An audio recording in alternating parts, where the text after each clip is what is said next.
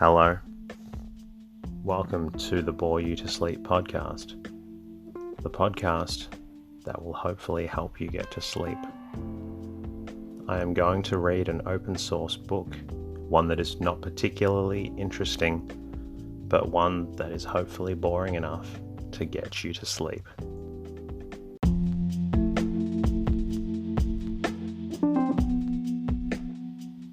Thank you for listening to the Bore You to Sleep podcast. If you've been enjoying the stories, please, can you say hello or leave some feedback or subscribe on the podcast app which you are using. And I hope you enjoy listening to the stories. And, as always, I hope you get sleepy. Farewell and enjoy the story.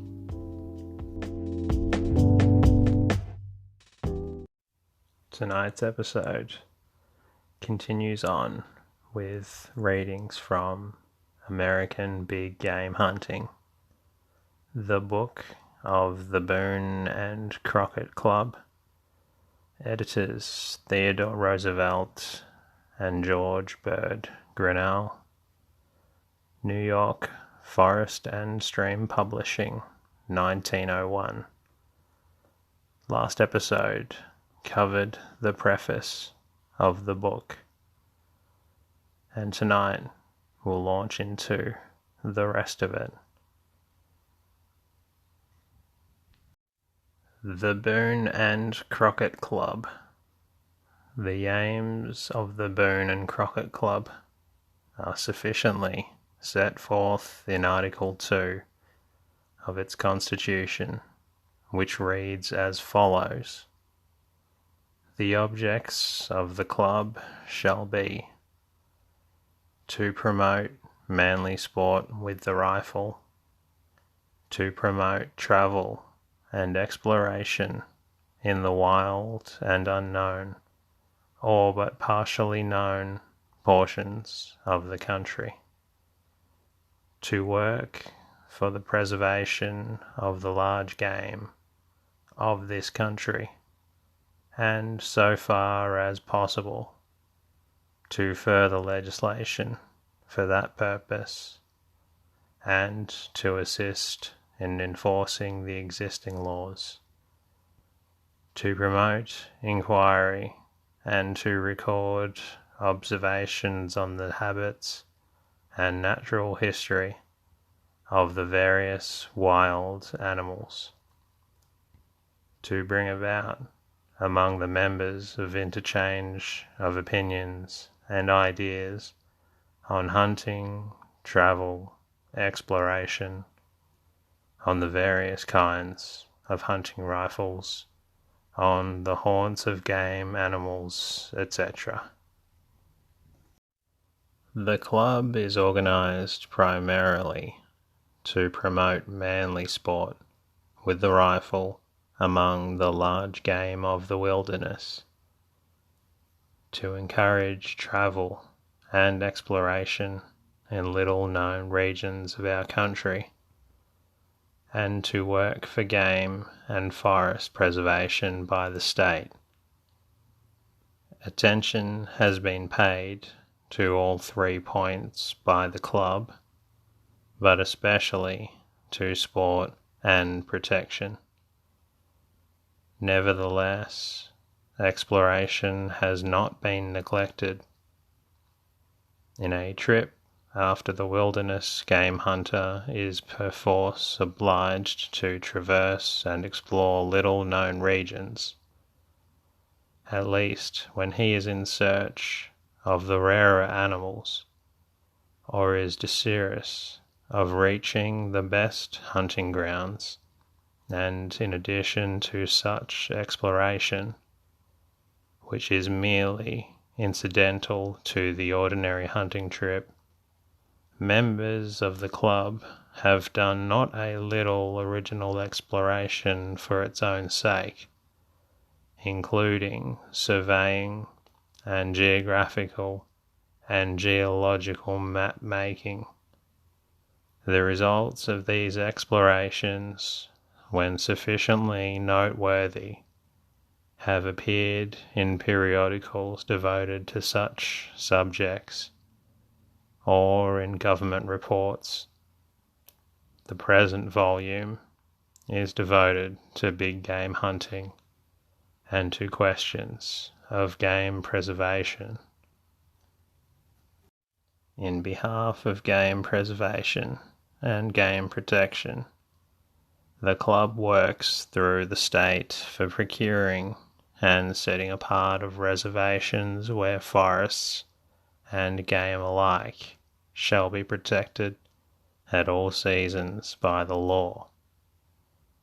These grant reservations thus become the nurseries and breeding grounds of game and of the large wild animals, which are elsewhere inevitably exterminated by the march of settlement. Already, several such reservations have been established by different states, both by national and by state action. For instance, the Adirondack Reserve in New York, the Colorado Canyon Reserve in Arizona, the Big Timber Reserves in Colorado and Washington, the island set apart in Alaska as an undisturbed breeding ground for salmon and sea fowl, the Yosemite Valley and the Sequoia Parks in California. The most important reservation, however, is the Yellowstone Park, which is owned by the national government and is the last refuge of the buffalo in this country, besides being the chief home of the elk and many other wild beasts. This is the most striking and typical of all these reserves, and have been thought well worth special description in the present volume, with reference to its effects upon the preservation of game. The enactment of laws prohibiting the killing of game anywhere, save at certain seasons and under certain conditions, must be largely to the states themselves, and among the states where its widest possible difference, both as to the laws and as to the way they are enforced. It is enforcement which needs most attention. Very many of the states have good game laws, but in very few are they rigidly enforced. Maine offers a striking instance of how well they work when properly framed and administered with honesty and efficiency. There are undoubtedly many more moose, caribou, and deer in Maine now than there were 25 years ago. And if the Maine legislature will see that the good work is continued, these noble beasts of the chase will continue to increase to the delight not only of the hunter, but of every lover of nature and of the hardy life of the wilderness, and to the very pecuniary profit of the people of the state. In other states, Colorado for instance, good has come from the enactment and enforcement of game laws, but in no state have the governmental authorities acted with the wisdom displayed by those of Maine, and in no other state have the results been so noteworthy. It is greatly to be wished that such states as Washington, Idaho, Montana, and Wyoming, which enclose the best hunting grounds now existing in the United States, would follow Maine's lead.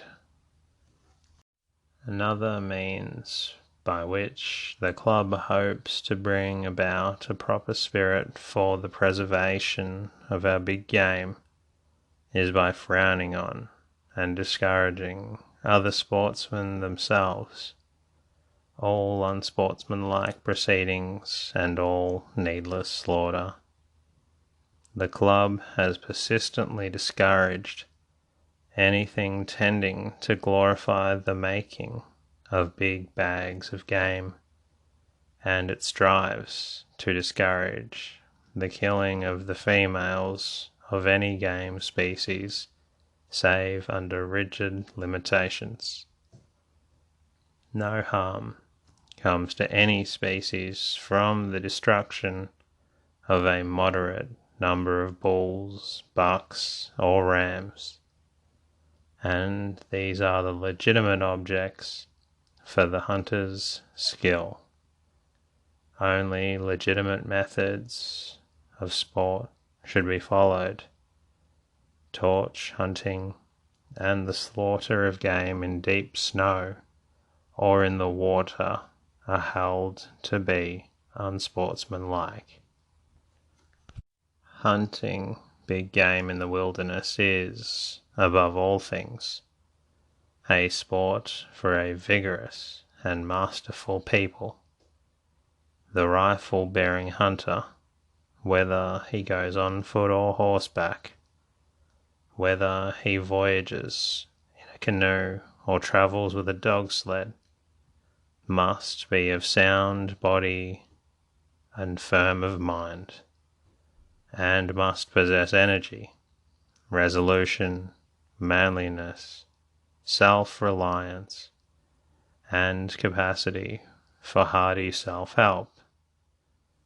In short, the big game hunter must possess qualities without which no race can do its life work well, and these are the very qualities which is it the purpose of this club, so far as may be, to develop and foster. Theodore Roosevelt, George Bird Grinnell. Thank you for listening to this book and this podcast.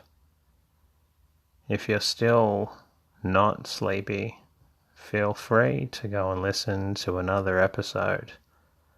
And please, as always, say hello by commenting on the podcast app, subscribing, or giving some feedback and saying hello. Good night, and I hope you enjoyed the book.